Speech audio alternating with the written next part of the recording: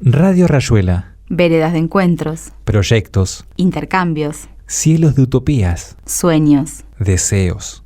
Radio Rayuela, desde la vereda hasta el cielo. Y tenemos en línea, por eso la ¿Ya está hemos en línea? convocado, sí, a María Jimena Mantilla, que es doctora en Ciencias Sociales, investigadora adjunta del CONICET y del Instituto Gino Germani de la Facultad de Ciencias Sociales de la UBA, y actualmente ella está investigando las experiencias de mujeres en torno al parto respetado y la crianza respetuosa. Bienvenida, Jimena, ¿cómo estás? Hola Fernanda, muchas gracias, muy bien. Bueno, qué orgullo, ¿no? Bueno, que seas parte del CONICET, principal organismo dedicado tanto a la promoción de la ciencia y la tecnología en la Argentina y tan vapuleado en en esta última etapa, lamentablemente.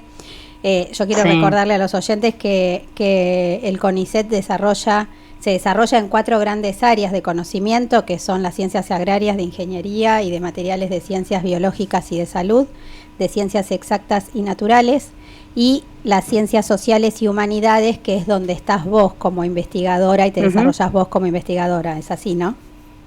Es así, sí.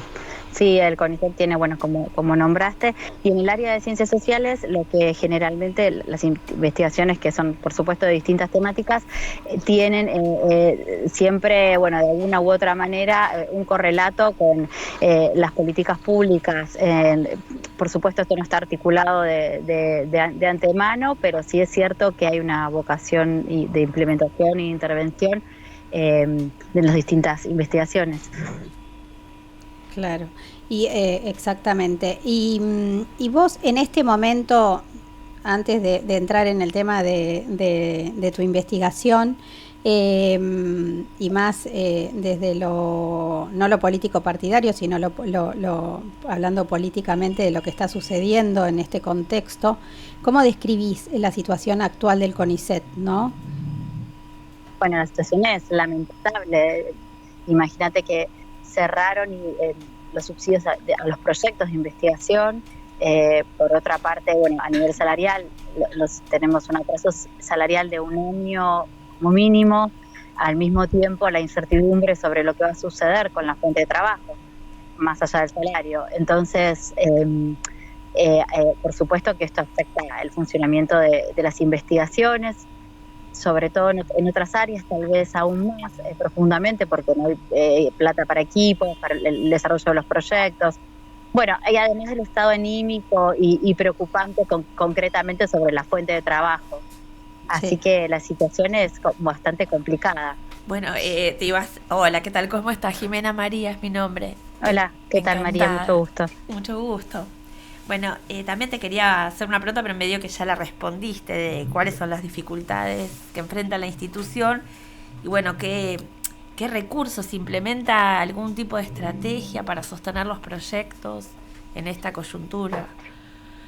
No, los recursos son seguir trabajando un poco en el contexto de incertidumbre. Hay cosas que no se pueden, los daños están hechos, no se pueden como implementar recursos, sino que son los efectos del desabastecimiento, desabastecimiento, pero en realidad, sí, un trabalenguas, pero a decir verdad, después está en cada proceso puntual, depende de los tipos de investigaciones y demás, el nivel de cuánto afecta o no el desarrollo de un equipo de trabajo, la cuestión puntual, por ejemplo, de la falta de insumos o el corte total de los subsidios a los proyectos.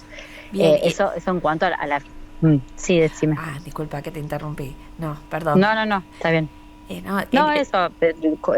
Quería preguntarte respecto de tu investigación en concreto, si vos estás en un equipo, formás parte de un equipo y cuál es el tema de investigación.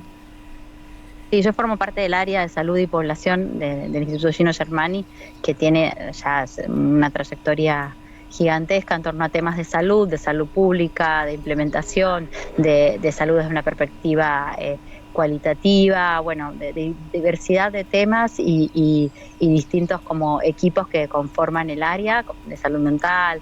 Bueno, es como muy variada el área, y al mismo tiempo, en particular, yo vengo trabajando en los últimos años sobre, como nombraba Fernanda, las experiencias de mujeres en torno al parto respetado y a la crianza respetuosa, que son un poco a veces dos cosas separadas, pero yo vengo como acompañando y siguiendo la trayectoria de algunas mujeres en que se ven a partir de la maternidad, a partir a veces de la gestación, interrogadas, mujeres y familias, ¿no? Pero puntualmente yo trabajo con las mujeres, se ven, decía, interrogadas en su forma de pensar y percibir la maternidad y la crianza, ¿no? Y aparecen, es como un montón que se caen un montón de estructuras de cómo pensamos a las infancias, del lugar que tienen las infancias en las familias, de cómo construimos decisiones de crianza desde una figura que no se reconozca en la clave del autoritarismo o de la amenaza o del castigo.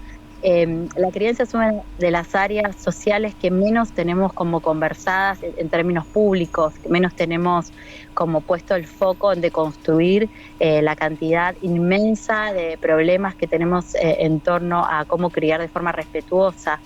No entendemos un poco que los niños, las niñas, los adolescentes son sujetos de derechos, no lo entendemos en términos concretos en nuestras familias.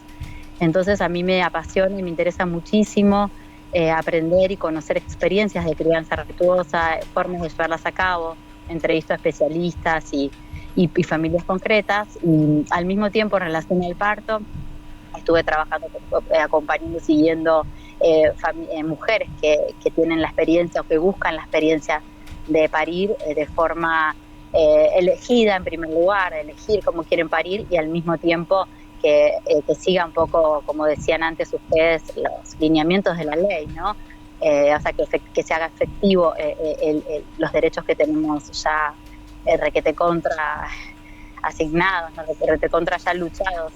Qué contradictorio escuchándote, ¿no? Pensaba qué contradictorio como sociedad, ¿no? Porque son dos leyes. La de parto respetado es una ley que viene, como dije antes, al comienzo del programa, del 2004. Y la ley de protección de niñez, la 26061, la nacional, es del 2005. Es decir, que tenemos más de 20 años de caminar, y aún hoy grupos como el tuyo de investigación amerita seguir investigando y seguir trabajando sobre ello, porque es como que recién empezamos y esto se ve reflejado en las instituciones. Y también cuando hablas de crianza respetuosa, yo lo que veo como trabajadora social, ¿no? Que se da una diferencia abismal. Hay una ya que se habla tanto de grieta, se da en las condiciones de vida de las mujeres y familias en contexto de desigualdad social. Obviamente no podemos hablar de crianza respetuosa en el medio de un barrio vulnerable que en una clase media de Florida, por ejemplo. ¿Esto ustedes lo tienen en cuenta en las investigaciones y qué diferencias ves? Sí, yo por supuesto que eso que decís es totalmente cierto. No se puede plantear ni hablar de lo mismo, pero sí creo que hay algo que sí forma parte de la sociedad en general, que va más allá de los sectores sociales o de las clases o de los grupos, que tiene que ver con la cuestión del respeto en el vínculo y la construcción de una mirada del respeto que al mismo tiempo no renuncie al rol de parental, de materno, del cuidado y del límite y de un poco ser guía, ¿no? Me parece que hay una cuestión que va mucho más allá de los sectores sociales, que tiene que ver con las concepciones, con el significado que tenemos en torno. Es algo mucho más implícito, es algo que está mucho más adentro nuestro, en nuestras formas de ver, de pensar, de dirigirnos en consecuencia a los niños y a las niñas, a los hijos, a las hijas, que va más allá, es absolutamente transversal. Que por supuesto en los contextos sociales le imprimen su sello y su particularidad, su dificultad, porque una persona de clase media tendrá más posibilidades de poder pensarse, reflexionar. Sí, pero no significa en absoluto que eso ocurra. Es decir, que las personas de clase media tengan crianzas más respetuosas, eso no es cierto. Entonces, me parece que hay factores que son transversales porque son culturales, que adquieren formas distintas según los sectores sociales, pero no, pero siguen estando presentes. Uno lo que puede es describir de forma minuciosa, a partir de una investigación o de un análisis, cómo, el cómo, ¿no? Describir cuáles son las formas específicas que adquiere el maltrato hacia las infancias, los hijos, las hijas, y grados, por supuesto. Disculpa que te interrumpa otra vez. No. Volviendo no hay problema, me interrumpo. Ay, gracias. Volviendo un poquito al momento de embarazo, de parto, ¿qué brechas encontrás entre lo que dice la ley, la norma, y lo que efectivamente sucede en los hospitales y las clínicas? Sí, bueno, la brecha es muchísima, es como decían antes, el escenario es efectivamente no tiene nada que ver con la ley. El escenario general, hay excepciones, hay obstetras particulares, hay servicios de salud que funcionan de tal o cual manera, no es acorde con la ley, pero si uno tiene que hacer una descripción grosera, esto no se respeta. Y de vuelta creo que tiene que ver con un factor cultural que va mucho más allá de la ley como algo externo que marca y prescribe normas y prescribe comportamientos. Y ese factor cultural hace a la cultura médica por un lado y a la cultura social del parto por el otro lado. La cultura médica me refiero a la medicina muchas veces en relación al parto y a la gestación, no necesariamente, por supuesto, todos los médicos, pero en sí, en términos generales, uno puede pensar que está funcionando un poco no siguiendo la evidencia científica que hay en relación a, por ejemplo, a la prescripción de cesáreas, a la prescripción de intervenciones médicas en las gestaciones saludables. Son cosas que tienen evidencia científica consignada por la Organización Mundial de la Salud hace mucho ya, hace más de 4 décadas, con lo cual estamos desde 1980 con las recomendaciones de la Organización Mundial de la Salud, con una cuestión muy clara en torno a evidencia científica, e inclusive más, la Organización Mundial de la Salud va sacando nuevas guías de evidencia donde recogen y reafirman lo mismo en relación a las intervenciones en el parto, y sin embargo la práctica médica funciona absolutamente por fuera de eso. O sea, hay un divorcio con la evidencia científica, y esto tiene que ver con la cultura médica. Y esto tiene que ver con una relación de poder también, ¿no? Especialmente en esta relación de poder de género en las prácticas médicas, vinculadas sobre todo al parto, ¿no? Sí, uno lo puede pensar desde ese lugar, pero a mí me parece que también va más allá de eso, porque es algo como más vinculado, lo veo en relación a la práctica médica y la concepción del riesgo, ¿no? De la atención del riesgo, y eso es una concepción que también va más allá de los médicos, y por eso antes decía que también hay hay que observar una cultura social en relación al parto, no solo la cultura médica. Y ahí es donde podemos darnos cuenta, y eso incluso es transversal también a distintos sectores, es la visión del embarazo y el parto como eventos que no tienen nada que ver con el cuerpo y la fisiología de la mujer.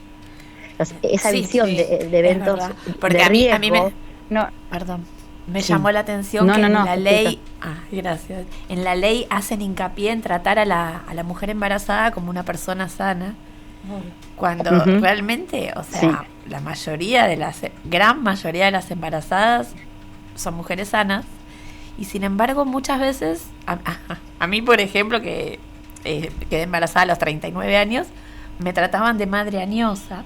Es solo un detalle, es anecdótico, pero ya eso me lo habían caratulado en la carpeta me mandaron a nutrición por madre añosa, y yo era delgada, era simplemente Sí, por eso es cómo funciona la categoría de riesgo, que es una categoría que tiene un sentido médico, que tiene un sentido social y cultural que va más allá de lo médico, y que incluso en otras áreas que no tienen nada que ver ni con el parto, ni con el embarazo, ni la gestación, podemos verla también. Por ejemplo, en la crianza es un espacio social que se nota cómo funciona esta categoría del riesgo, por ejemplo, con el miedo de los progenitores a dejar a los adolescentes, viajar solos, hay sectores que son, por supuesto, los sectores medios, donde la categoría de la inseguridad y del riesgo funcionan a modo tal de coartar posibilidades de crecimiento y autonomía que en otras épocas sociales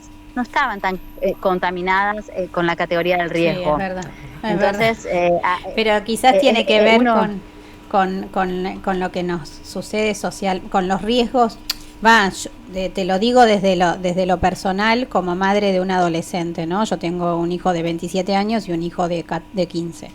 Y son dos crianzas diferentes, fueron dos partos diferentes, pero en la crianza del adolescente, en el acompañamiento, no crianza, sino el acompañamiento del adolescente, sí, es diferente. Y si yo lo comparo con mi adolescencia, es decir, yo a la misma edad que mi hijo de 15 años, yo a los 12 años me hacía cargo de mi hermano, que tenía 5 años menos, viajábamos de Palermo a Caballito, que íbamos al club en colectivo solos, y a mí hoy no se me ocurriría que mi hijo hiciera eso. Me parece a mí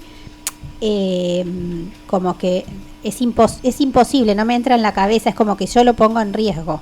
Entonces yo sí, por eso hay un cambio cultural, sí, porque eso no es algo que tiene que ver con lo real o con un aumento efectivo de determinados riesgos. De hecho hay estudios que muestran que esto no es así, sino básicamente con un cambio cultural que ubica a los niños y a las niñas, a los adolescentes en este caso, en otro lugar más pasivo en cuanto a la autonomía. Uh-huh. Y eso por ahí y eso trae también sus dificultades en el desarrollo, en el crecimiento, y también pues habla de algunos excesos, ¿no?, de proteccionismo hacia las infancias en edades que se podría pensar tal vez en otros procesos de autonomía.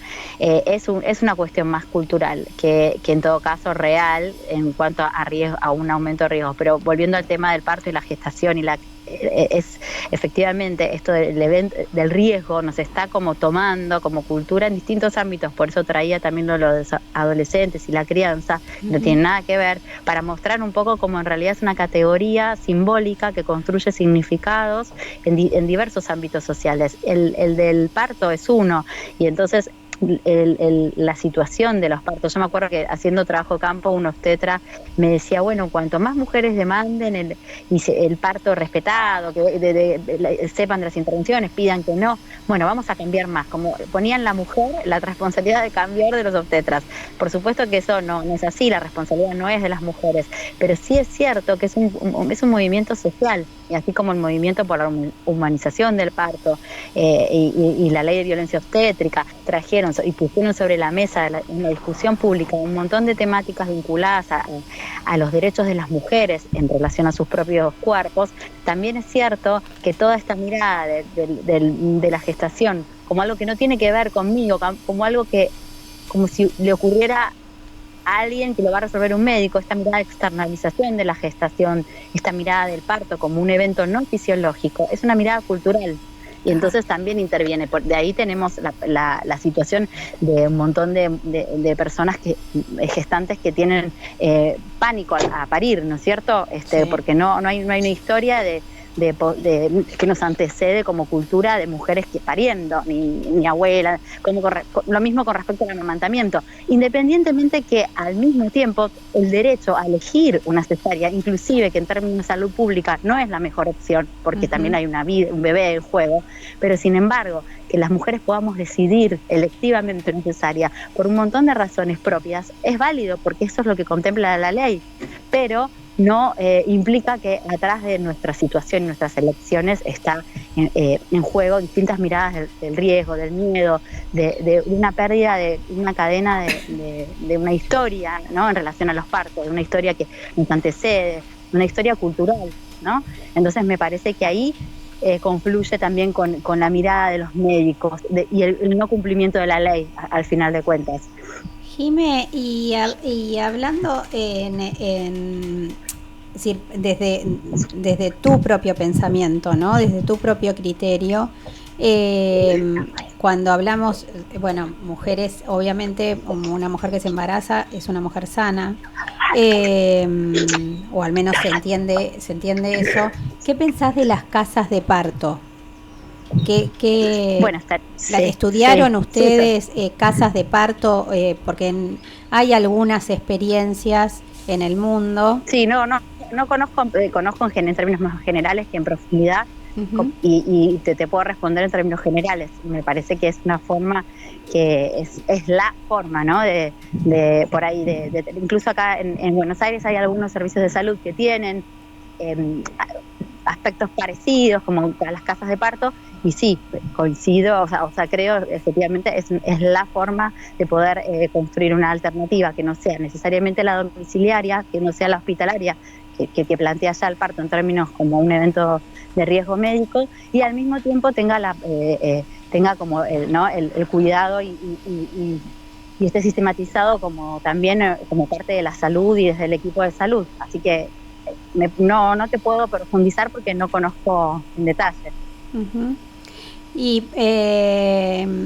antes de la última pregunta que te va a hacer Mary, que también desde tu punto de vista, ¿colecho sí o colecho no? No, yo creo que eso es algo que decide cada familia en función de sus necesidades. Lo que me parece central, que no es ni una crianza respetuosa al colecho o el no colecho, como tampoco lo es el amamantamiento o el no amamantamiento prolongado o lo que fuera. Creo que las prácticas no hacen al tipo de respeto o no respeto, sino justamente el vínculo y cómo nos jugamos en ese vínculo y cómo reconocemos que estamos lejísimos de ser respetuosos en un montón de cuestiones porque no tenemos internalizado esa cultura hacia los niños. Uh-huh. Digo, cómo nos movemos ahí en ese terreno del perdón, cómo reconocemos a un otro, cómo reconocemos la otredad en la crianza, que no significa abandonar y dejar de seguir a los niños, que es otro riesgo. Cuestiones que no tienen condiciones ni posibilidades de decidir. Pero con respecto al colecho, exacto, con respecto al colecho creo que sí hay una mala información en relación a esto tal vez la cultura psicológica popular y algo en relación al rol del psicoanálisis en Argentina, por supuesto es en relación a la difusión, no estoy diciendo en términos centrales como algo teórico, pero sí en cómo se entiende culturalmente una teoría y cómo se vive una teoría en la vida social. Creo que hay una confusión absolutamente riesgosa de mezclar colecho con sexualidad, de creer que porque hay colecho la pareja se separa o cosas por el estilo que mis informantes en los trabajos de campo siempre hacen mención a eso y como cierta culpa de elegir el colecho y culpa de no elegirlo, y en definitiva no se trata de eso, sino de buscar las formas más adecuadas para cada familia, entendiendo que un niño y una niña, por más que uno le pueda explicar, está en una situación de dependencia y vulnerabilidad, y sobre todo cuando duerme. Porque todos esos sentimientos que son de la especie afloran en el descanso. Entonces hay que pensar que hay alguna forma de cuidado que los adultos tenemos que tender hacia los niños y las niñas cuando duermen. Entonces es parte de nuestra responsabilidad como padres y madres, y me parece que así debería como plantearse. Después, bueno, que cada familia vaya decidiendo en función de sus posibilidades, sus deseos y moviéndose. Hay como grises en el colecho sí, colecho no. Hay temporalidades, hay grises, hay distintas formas de habitar, de dormir, de organizar el sueño. Bien. Me parece que eso es lo valioso, pero reconocer esta vulnerabilidad de las infancias. Te hago otra pregunta ahora vinculada a lo académico, porque estuve leyendo que están brindando un seminario que se propone definir la noción de lo terapéutico. Y nada, estaba pensando cuál es la importancia de discutir críticamente esa noción, y también en ese sentido hablan de la crisis del psicoanálisis y también de la influencia, bueno, son muchas cosas, ¿no? Entiendo que es muy interesante el seminario que están dando. Si querés contar un poquito de qué se trata y dónde va a ser. Sí, te cuento brevemente porque está saliendo mi hija del jardín, mi hija más chica, así que ya estoy ahí para darle la mano. Estoy acá en la puerta del jardín. El seminario va a ser en octubre. Sí. En octubre, que lo vamos a dar de forma virtual a través del IDES, el Instituto de Desarrollo Económico y Social, con Mariano Plotkin. Y bueno, en realidad es un seminario abierto a la comunidad, con lo cual pueden inscribirse personas no necesariamente vinculadas al mundo académico, porque va a ser un seminario para pensar juntos, para contarnos situaciones que hacen al mundo de las terapias, al mundo de las culturas terapéuticas y experiencias, y bueno, y un poco ordenar un poco todas esas discusiones en términos analíticos, pero básicamente sin un apoyo teórico así pesado, sino más bien poder establecer un diálogo y sobre todo construir interrogantes sobre las culturas terapéuticas actuales, no poder pensar. Bueno, más que tomar definiciones. ¿Querés dejarnos, por si acaso algún oyente está interesado en el seminario, dónde pueden, a qué página tienen que entrar? O cómo en la página del IDES, www.ides.org, ahí están los seminarios, o buscan Instituto de Desarrollo Económico y Social, y ahí están todos los seminarios del IDES. Yo estoy pensando en anotarme. De IDES Cultura. Estoy pensando en anotarme, me pareció súper interesante. Estuve mirando el programa, muy interesante. Es IDES Cultura, porque no es un seminario de doctorado, de posgrado, es un seminario abierto, como decía antes, por eso está dentro de la sección IDES Cultura. Y ahí, bueno, quiera participar, va a ser 4 jueves, de 18 a 20 horas, el jueves de octubre. Así que, bueno, como decía, va a ser algo más bien relajado, ¿no? No es que vamos ahí a dar clase como una... Bueno, es virtual, ¿no? Que ya es un formato particular, sí. Pero la idea es un poco que está distendido, por eso está justamente abierto a la comunidad y no es un seminario de doctorado con lecturas y con exposiciones teóricas y con nota, ¿no? Es un seminario para pensarnos. Por eso puede estar abierto a cualquiera que esté atravesado por estas interrogantes que ponemos nosotros ahí. Vale. Así que bueno, muchas gracias, muchas gracias, te dejamos con tu niña, muchas gracias, Jimena, un abrazo gigante. Gracias a ustedes, gracias a ustedes. Un abrazo. Un abrazo. Chao.